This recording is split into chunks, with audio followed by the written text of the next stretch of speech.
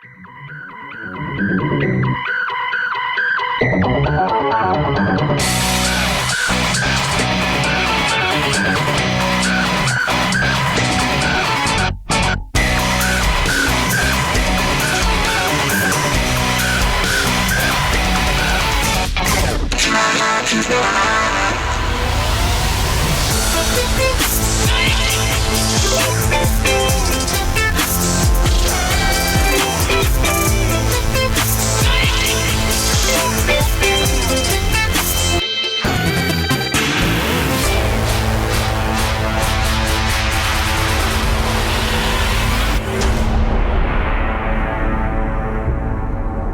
listening to the Career Musician Podcast with creator and host, Nomad.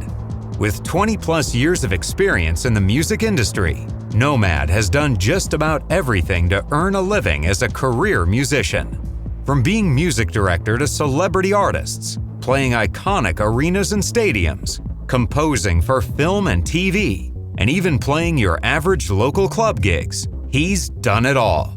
Nomad's mission is to empower musicians across the globe with strategies for a sustainable career while blasting stereotypes, and to bring you tried and true wisdom from his colleagues in this crazy business we call music. Welcome to the Career Musician Podcast. Today we have Matt Rawlings, who started as an A-list session cat in Nashville, came out to LA for a little while where he honed his film scoring, composing, arranging, and writing chops, then went back to Nashville, and now he's producing, composing, and also pursuing his own artist career with the likes of Willie Nelson, Eric Clapton, Lyle Lovett, Billy Joel, Johnny Cash, the Dixie Chicks, Steve Martin, Sheryl Crow, Bruce Springsteen, Randy Newman, Kenny Rogers. Dude, the list won't stop. It just keeps going on and on and on. Matt Rawlings is truly the epitome of what I like to call a career musician, and I'm sure you'd agree. Currently, he's producing an album for the band Blues Traveler, and he won 2 Grammys for producing albums for Willie Nelson. Now sit back and relax and listen to Matt tell you all about it right here on the Career Musician Podcast. And remember, it was like we were doing American Idol, like it was a special day where they were doing just like guitar vocal and piano vocal, and that's right. I don't know if that's the last time I saw you. That's, to my memory, it is. Well, I think that is the last time we saw each other. So, it's so funny because was Lucy Woodward on that date? Lucy Woodward was on that date. That's exactly. It was the day I met her. We were at Simon Cowell's house. Yes, at his house in Beverly Hills. Yeah. It's like on one of those boulevards in Beverly Hills, right? That's right. Matt Rawlings, welcome to the Career Musician Podcast, brother. Thank you, my friend. Yeah, very late than never. I remember back in the day when I first moved to Nashville, you were one of the A-list cats that I was so nervous about meeting, because in Nashville, at least, I don't think it's like that anymore. The culture has shifted so much in the music, but at least here it has. But, when you first get to Nashville, everybody's like, oh, well, you got to watch out for the A-list cats, man. You can't fuck around with the A-list cats, don't get in their way, be cool, Right. And then when I finally met you, you were the nicest guy in the world, All of them, a bunch of knuckleheads, everybody. It's there were a couple guys when I moved to town. I won't name names. Yeah. There were a couple guys that were, because when I moved to town in '86, and okay. And I had, just a handful of names, and I would call around and say, hey, I'm, blah, blah, blah. Right. And there was a couple guys that were like, well, it's a pretty long list, son, Right. And, a year later, I was running into them on sessions and stuff, so it all smoothed over. It all got good. Man, I totally get that. Now, like I just kind of, referred to, back in the day, it seemed like it was easier to break into a scene, quote unquote. 100%. Okay, so you do agree. What are your thoughts on that? Well, I mean, the way I look at it is that there used to be a couple of things. Like there used to be a middle class in the music business, like there used to be in the world, and so the middle class is you in Nashville anyway. The middle class was you go out and that dovetails with the notion of like an apprenticeship system, that really existed, and there were a number of factors to that. One of them was the songwriting community, and Nashville was set up as a place where not only musicians played on records, but songwriters wrote songs, and these songwriters weren't artists. Some of them were, but most of them weren't. Right. They were songwriters, and they wrote songs every day, alone or in pairs, or back then sometimes in threes, but usually it was just one or two. And then most of them wrote for a publishing company, and the publishing company had song pluggers, and they would turn in songs, and the song pluggers would go out, and pitch songs. And every artist, back then, all these artists, they'd make one record a year, maybe a Christmas record in there, and then for every record that was going to be made, there was a pitch sheet, and the pitch sheet said who the artist is, who the producer is, and what they're looking for. The song pluggers would call up the representative and say, I got a batch for you. When can we meet? And the song pluggers would go sit in the office with the producer and play songs. And then if they liked a song, they put it on hold. And then so all of these songs that are getting pitched are demos of songs that have been written. So all of these demos have to get made. And so the middle class of the session world then were all of these musicians, hundreds of them, who their primary work was playing on demos. And so all of the, I'd go to Tree Publishing, which is Sony now, but Sony Tree, but I'd go to Tree Publishing, and you'd show up at 10 and you'd cut 5 songs in a 3-hour session. Wow. You'd learn it, you'd get one run through, and then like the red light was on, and then you'd move on. If there were any fixes immediately after you got the track, it was such a factory in that it was, they had to get all these songs cut, and it was this amazing training ground. You learn how, you learned how to read a chart right the first time. You learned how to craft a part quickly, and it wasn't about like this has to be the greatest part ever played in the world, but it has to be an effective part in the style. I play rhythm here. I'm going to fill the second verse. Here's the vocabulary of my fills. All that stuff you learned and you kept doing, and then eventually some producer would hear some demo, and he would hear like this piano part and go, who played that piano part? Let's get that guy to play on this song. And you'd get the call, and you'd go up. So there's the apprenticeship, the middle class, and you start moving up. So, that's how you broke in. And you start out before you're even playing on demos. You show up at writers' nights, and you meet songwriters. You say, hey, I'm Matt, I'm a piano player. I'd love to, I got a little reel of stuff I played on. I don't know if you got somebody you use for demos, but I'm available, and I'd love to work with you. I love your songs. And that would lead to eventually getting an opportunity. I mean, my first demo session was at a place called County Q. I don't know if you remember County Q, but at County Q started these two guys, Paul, what were their last names? Paul and Scott, these two guys, and they started it in the basement of their house in Donaldson, and they did demos. That was their deal. And songwriters would go, and they would have these packages. And Paul played drums, and Paul Skolton and Scott Mary. Paul Skolton and Scott Mary. Paul played drums, Scott played bass, and then they would hire guitar, piano, steel, whatever, maybe, 2 guitarists. And so the songwriters would go, okay, I've got 3 songs to do. Okay, here's your price. What do you need? What instruments? You need a fiddle, no steel, whatever. You'd go in there and bang, bang, bang, bang. And these guys wound up, they bought a building in Berry Hill, and they became this really big operation, like multiple rooms, and, but that's where it started. And that was 1987, probably my first one of those. Wow. So, man, just from what you described, perfect explanation, by the way. So articulately put, thank you. From that, fast forward to now. So you're looking at, 20, 30, some odd years, Yeah. We're talking some years in between. Yeah. I have a 2-part question, really. All right. Number 1, how does somebody like yourself, who then evolved to be on the A-list, continue to maintain that? Okay. Yeah. Number 2, is it possible for a newbie to do that now? Yeah. I mean, as far as the newbie question, I'll address that part first. It's hard for me to say because, I'm not now a part of A-list Nashville session world. That's not what I do now. I mean, I did for 20 years here. I went to LA. I did more sessions, but I also got more into composing and arranging, and really kind of upped the production game. Coming back here, It's a lot more producing records, and I'm also pursuing an artist career. I put a record out this year, and so it's just as I grow older, my yes, all of that is happening. So I don't really know what I mean. I got to think it's the same thing in general. That if you're new and you want to do this, you got to go out and you got to meet people at the entry level as much as you can. There's still songwriters that are still needing to make demos. A lot of them do everything themselves, but you can't, you can't do an acoustic guitar in the fucking box. I mean, you just, right. If you don't play, yeah, exactly. Well, I just mean, like, if you're just sitting there programming, right, you can do a drum track, you can make beats, like, you can do all that stuff. Bass is pretty easy to do. Obviously, keyboards.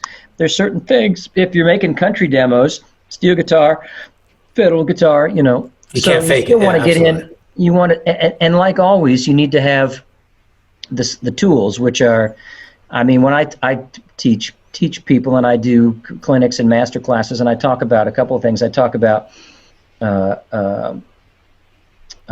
time, feel, and function. Right? So, time is, you know what time is. Time is the inner metronome. It's being able to play it, it's being able to play something that feels good at 100 beats per minute and 150 beats per minute and everywhere in between, always feels, right. It's that. Yeah. Feel coincides with that, and feel in this business is like, how do you play with a drummer? How do you play with a rhythm section? How do you get inside that and help? Because if you're not helping, you're hurting. Right. Do you put it right on the beat? Do you put it a little behind, a little ahead? Where do you place it? Yeah. And it's case by case. Right. You and I both. I mean, I've played with most of the great drummers around today, and they all put it someplace different. So that's it. So the feel part is like, how do I connect with that and surrender my notion of the feel to this kind of greater thing, which basically means, how do I get out of my own way enough to actually be a part of the conversation that's actually happening, right? Right.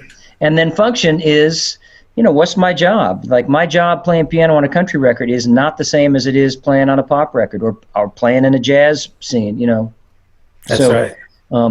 So those skills coming into something, like, as much as you can have that stuff together, and,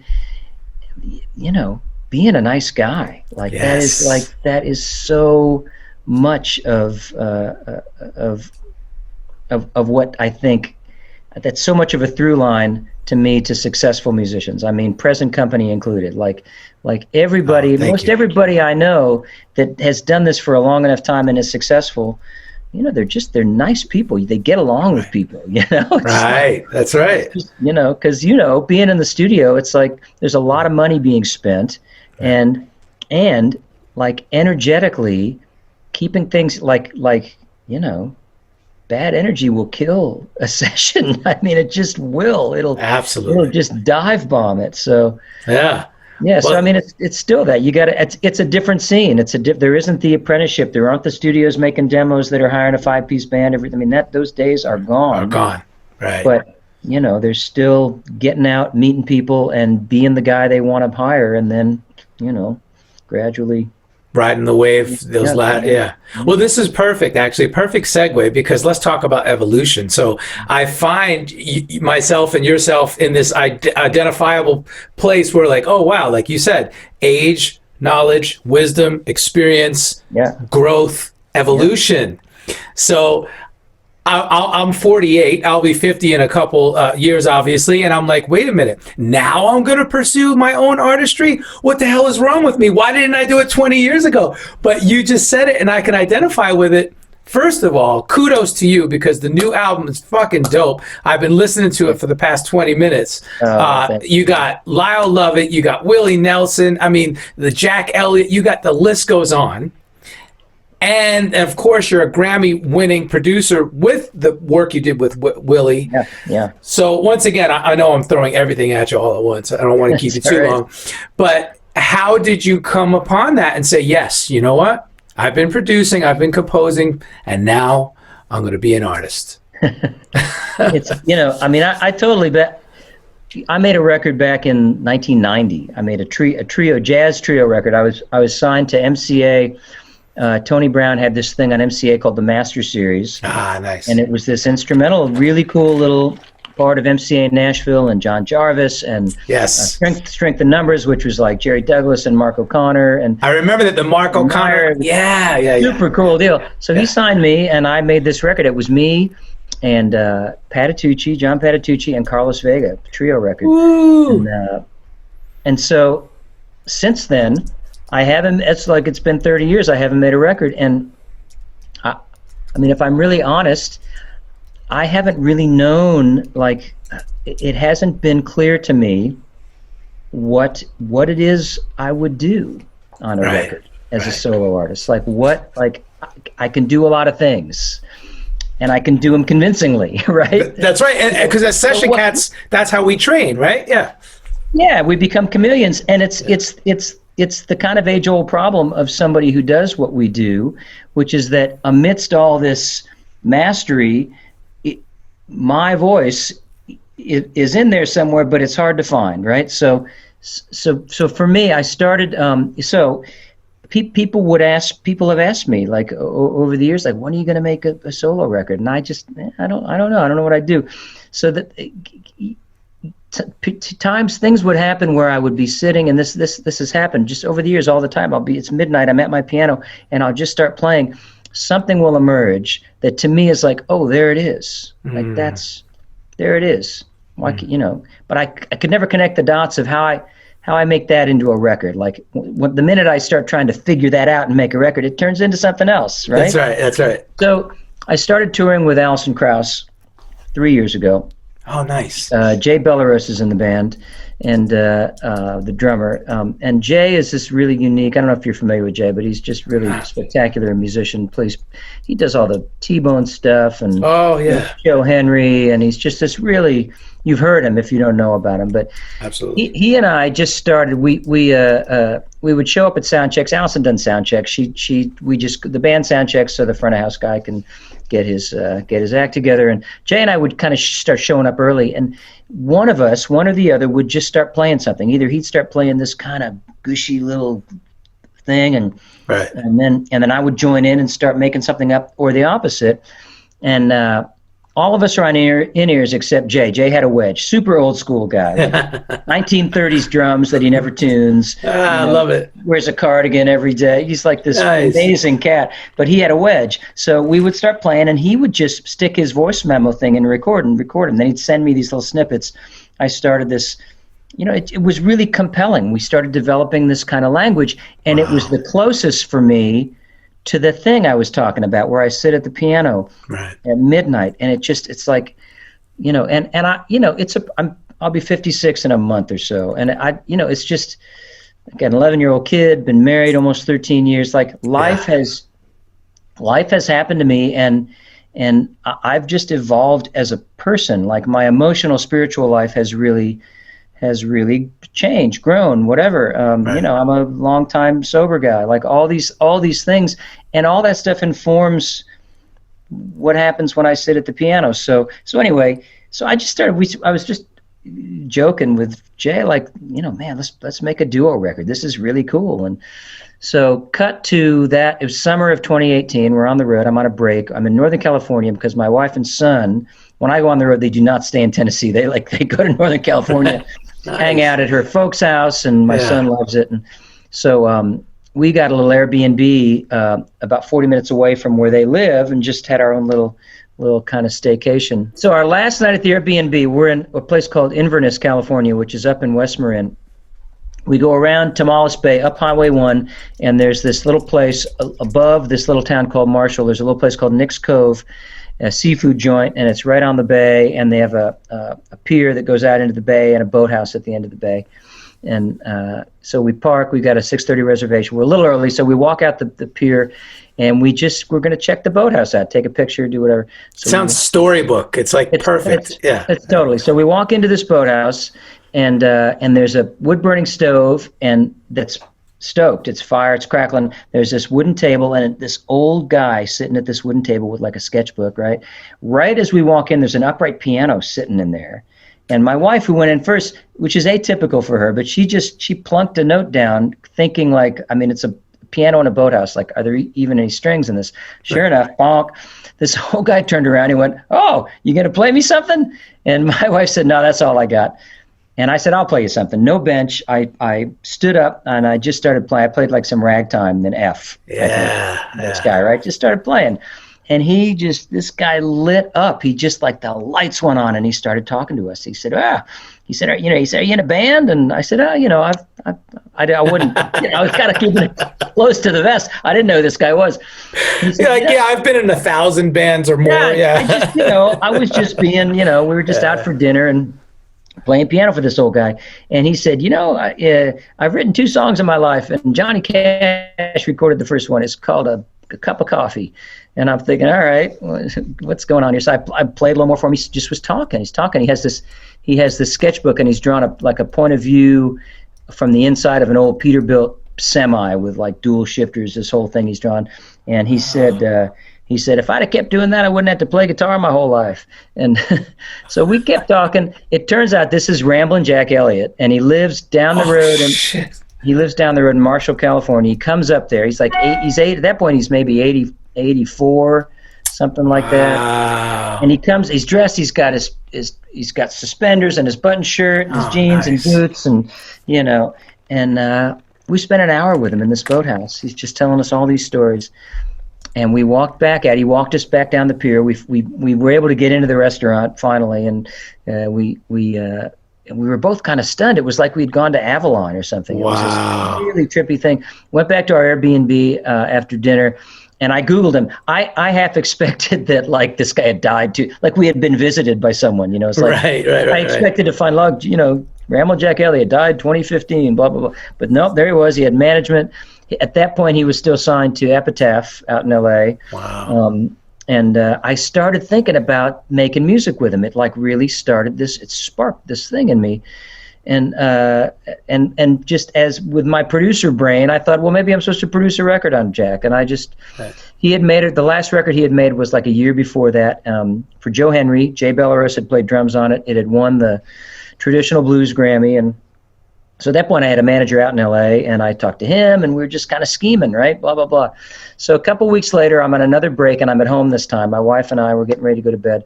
And sorry for the long-winded story, but it's I love it. All relevant. And I'm talking again about Ramblin' Jack and about producing the record. And she said, "Matt, it's starting to feel like you're kind of chasing this thing." And and I grumbled, and like, "What do you mean I'm chasing this?"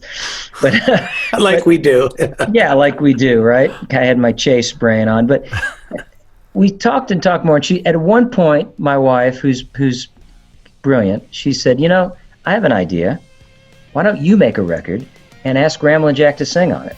There you go. And it was like it was like the spark plug, the lightning bolt, whatever, Yeah. And immediately I started thinking, oh shit, that's an amazing idea.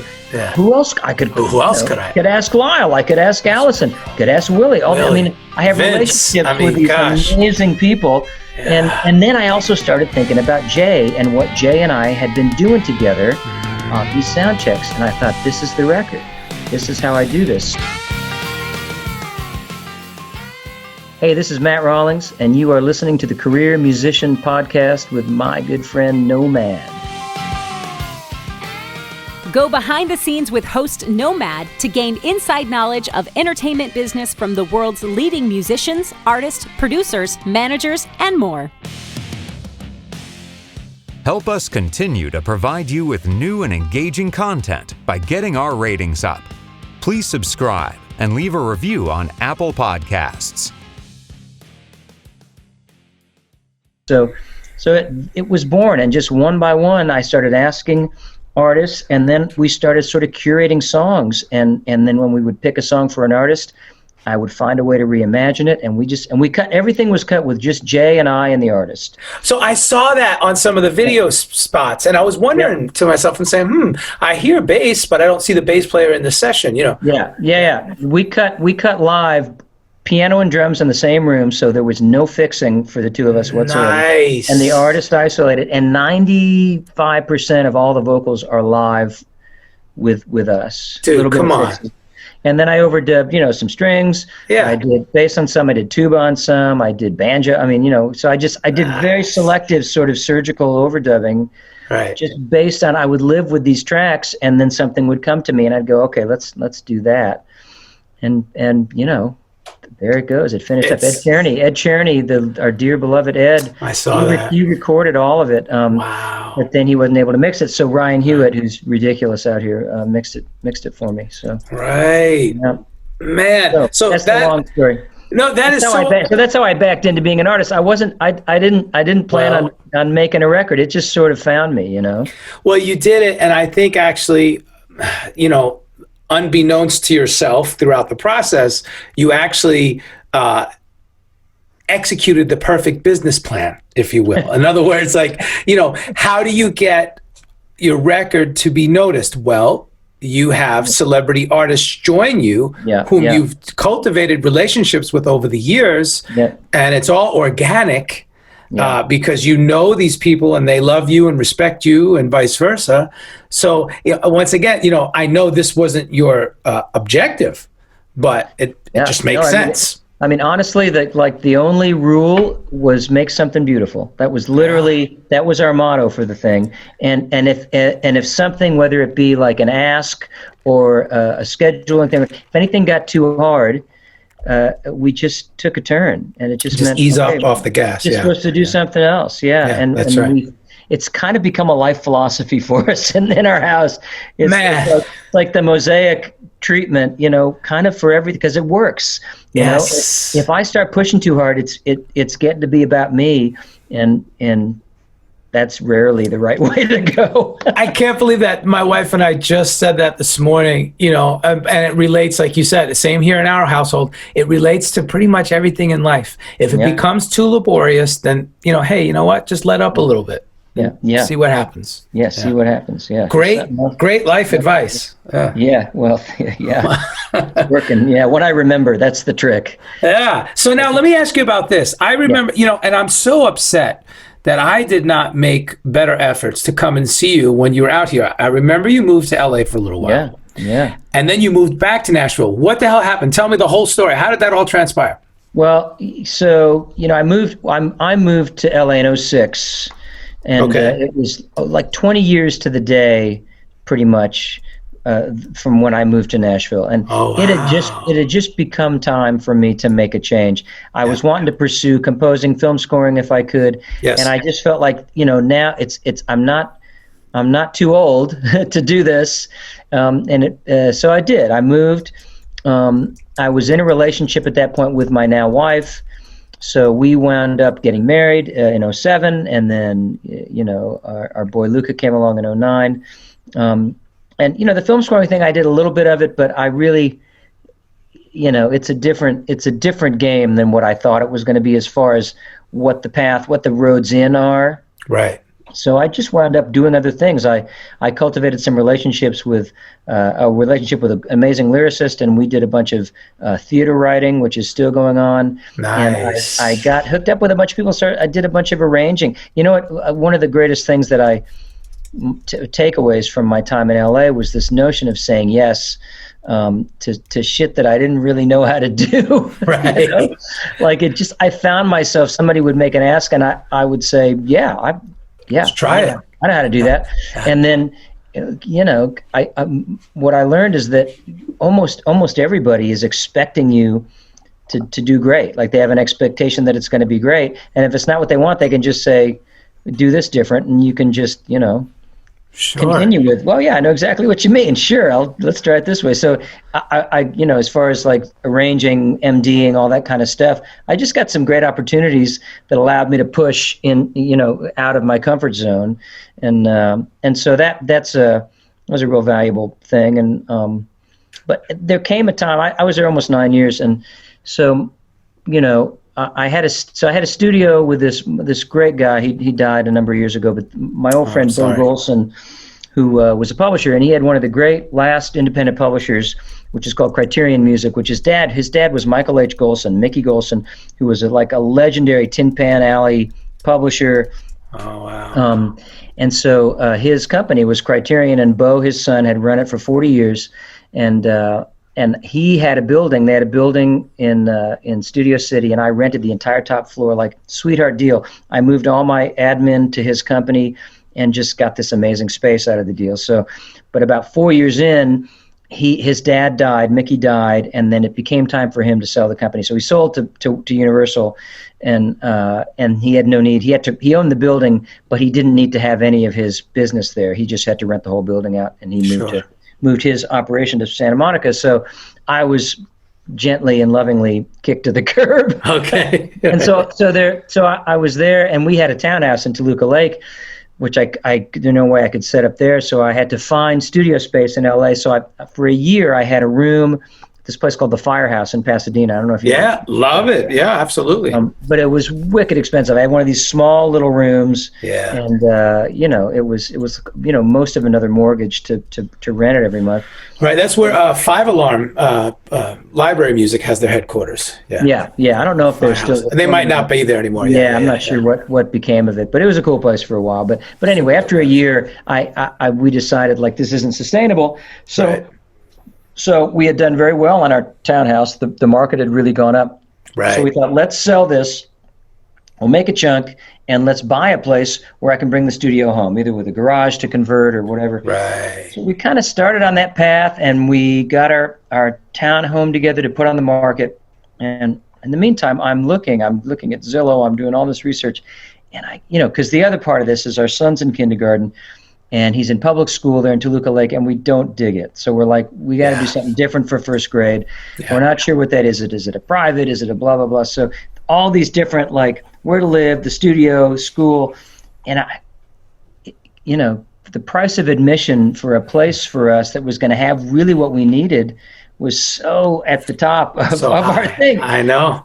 So one day I'm just, and in the meantime, we put our place on the market, like 3 cash offers above asking within 36 hours, Wow. So suddenly like, okay, we're selling our place. Yeah. Oh shit.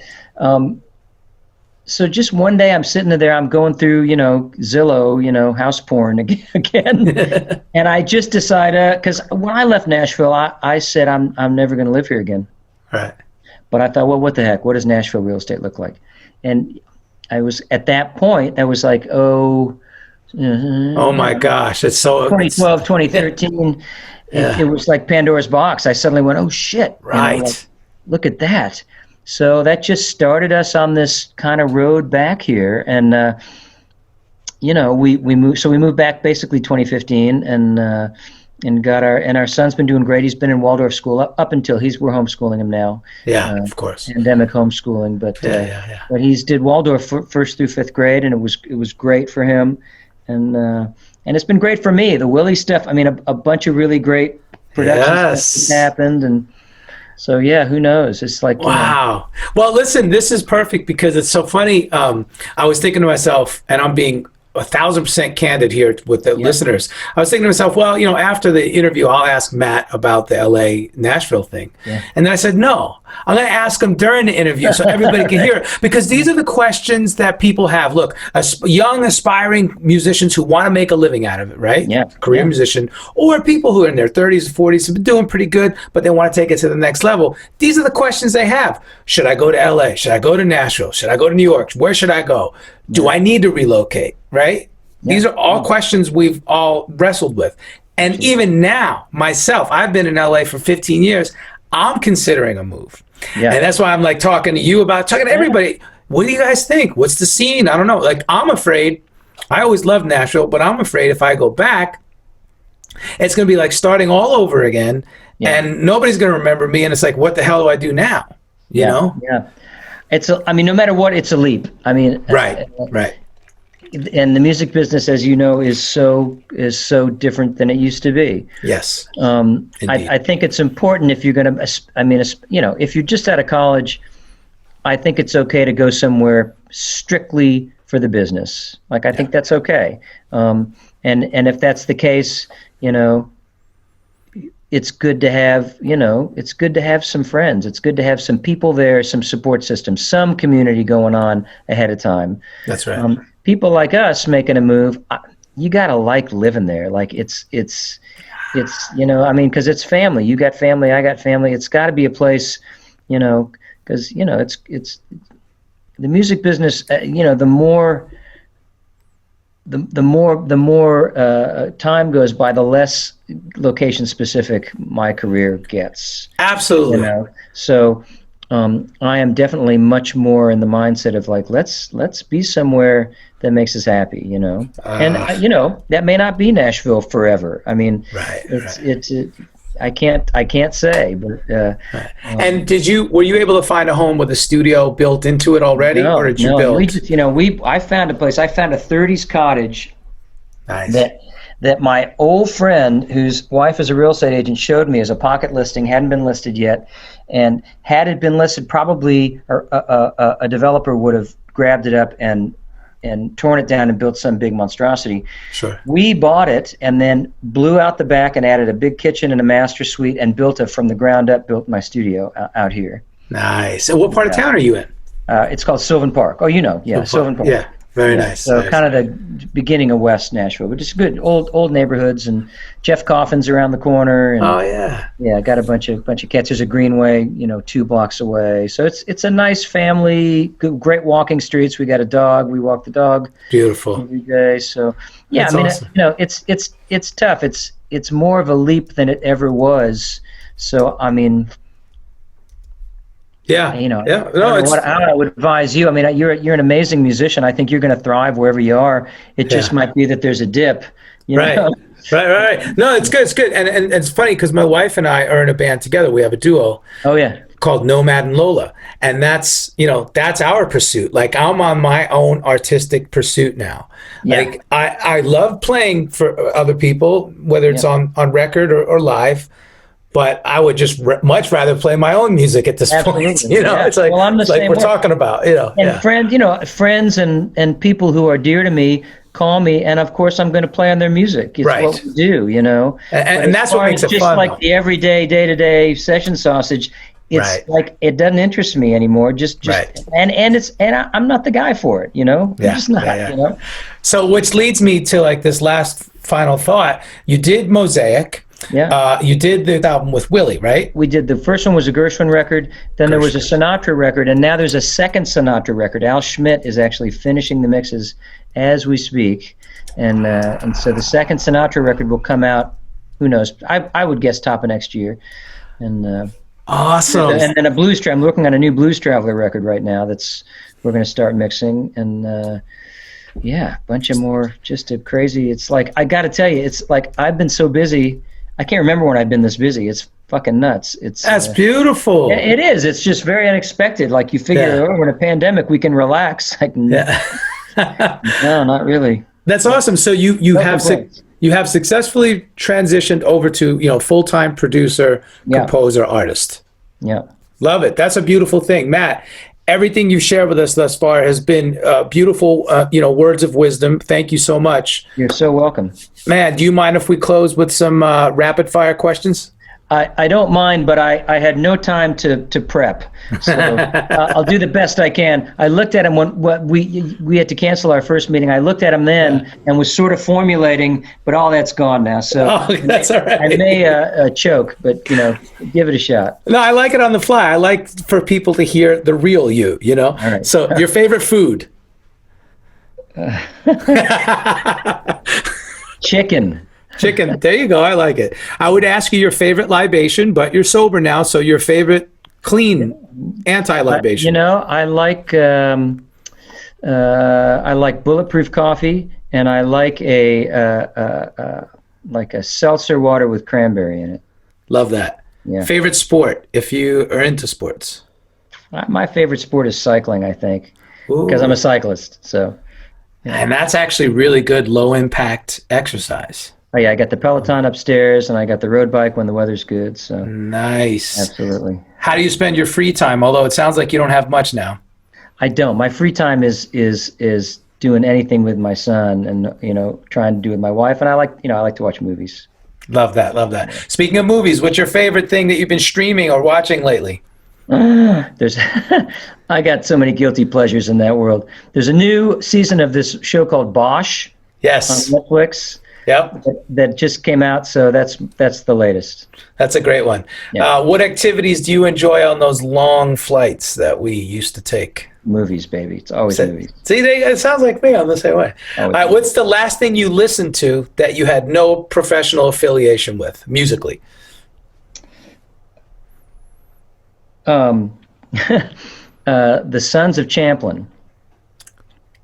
And who's that by? The Sons of Champlin they were a band in the 60s.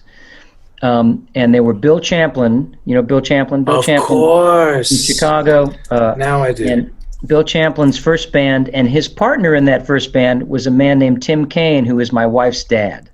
Wow.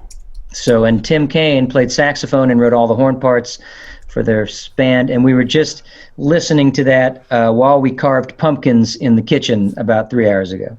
Talking about full circle, that's amazing, dude. Yeah. How awesome is that? All right, and what artist changed you when you said, oh man, I heard this and I knew I had to be a musician the rest of my life? My first piano influence, Ramsey Lewis. Nice. He was the first one, man. Ramsey Lewis, 1968, Wade in the Water. That did something to me. And then Oscar Peterson after that, for sure. Oh, see? Oscar Peterson, here's a new one. Oscar Peterson versus Art Tatum. Which one? Oh, Art Tatum's the source, Art was just it was a tour de force every time he said, it was just, right. Art was like an alien. It was otherworldly. Right. Oscar, there was a refinedness, like he had his vocabulary, his swing, I saw Oscar live once when I was a kid, and he started out the concert with about 45 minutes by himself, just playing stride, all this stuff. Unbelievable. The trio came on, bass and drums came on, and it was great, but the energy dropped. Wow, look at that. Yeah. Both of those cats are just like, wow. Oh, everybody you named. Okay, you've had a lot of beautiful collaborations. Is there any one dream collaboration that you're like, man, this would be cool? Wow. So many. I've always wanted to, I played with James Taylor a few times just on little shows. I'd love to actually collaborate. I think that'd be a beautiful thing. God, now I can't even. There's so many. I'm going to come up with them all after we're off the phone. So that's all good. Yeah. It's all good. Hey, listen, final question. Okay. What would you do if you weren't a career musician? I have no. The easy answer is to teach, I guess. Yeah. It's literally the only thing I know how to do. So. And you know what? 95% of every interview, we all say the same thing. It's like, we're in this for the long haul, man. Yeah. I had, I worked with Larry Carlton for a number of years ago. That's right. In the 90s. And he said, if you don't have to do this, don't do it. Mm. he would tell people, young people would ask him, he was like hardcore, like, he would basically say, if you got a plan B, take it. That's funny.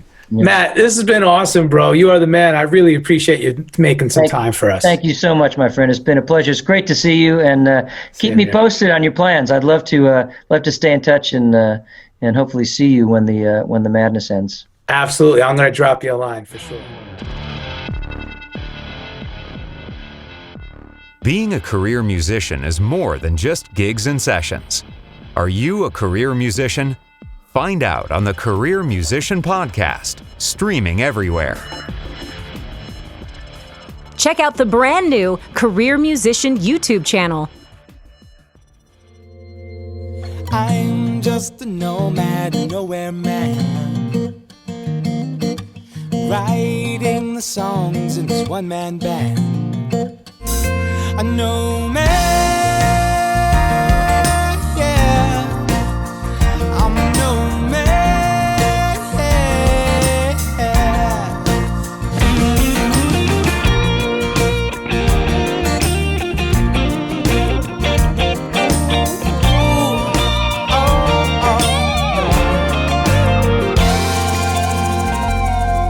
So hush now, darling, you'll be fine. I'll be back this way. Hey, this is Nomad, host and creator of the Career Musician Podcast, and I am thoroughly stoked to be an official member of the Pantheon Podcast Network.